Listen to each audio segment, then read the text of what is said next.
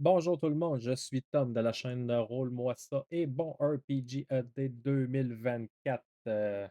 Question numéro 12, un jeu de rôle avec des campagnes vraiment bien supportées. Je vais définitivement y aller avec Call of Cthulhu, 7e édition de Chaosium.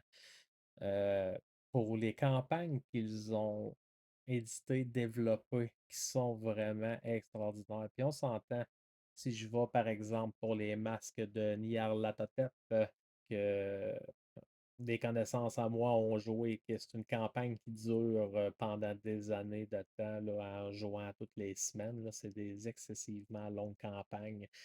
Trois gros livres. La seule, dans mon cas, qui m'interpelle le plus, pour diverses raisons, mais qui vient plus me chercher encore de Chaosium, c'est, excusez-moi, l'horreur dans l'Orient Express. Deux grosses briques qui amènent les enquêteurs, les investigateurs à se balader partout en Europe par le chemin de fer, par l'Orient Express.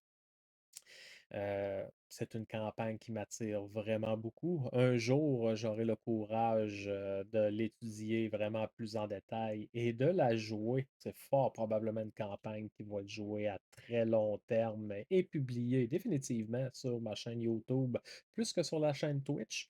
Peut-être sur les deux, ça sera confirmé. Cela dit, Chaosium, pour les campagnes, Chaosium font un travail vraiment extraordinaire. Ils amènent du contenu vraiment très bien. Écoutez, si vous voulez sortir des campagnes préfaites qu'ils ont fait pour faire votre propre campagne Chaosium dans le cadre de Call of Cthulhu 7e édition, ont publié ce qui s'appelle Malleus Monstrorum, Cthulhu Mythos Bestiary.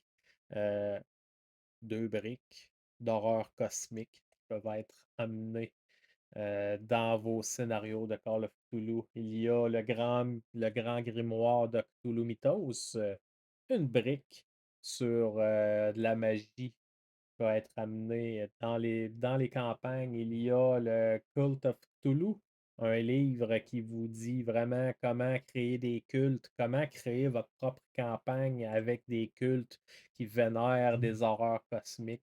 Ils ont énormément de contenu pour appuyer le Keeper Rulebook et le livre de l'investigateur. C'est vraiment, vraiment, vraiment quelque chose qu'ils ont su maîtriser, à mon avis, vraiment très bien, dans une thématique de jeu qui est excessivement difficile pour les joueurs parce que c'est un jeu qui est très meurtrier dans certains moments clés. Les combats sont très dangereux. La folie est très intéressante.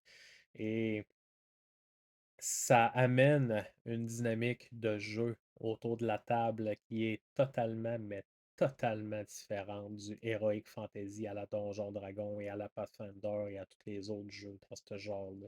C'est vraiment pas pareil de la façon que les joueurs doivent réfléchir comment avancer dans le jeu, comment aller à telle place où ils savent qu'il y a des ennemis potentiels. Dans Donjon Dragon, tu reçois une Fireball, tu as des chances de survie, beaucoup de chances de survie dépendant de ton niveau. Dans Call of Cthulhu, tu reçois un coup de 12, tu as beaucoup de chances de mourir, très peu de chances de survivre. Il y en a, mais très peu.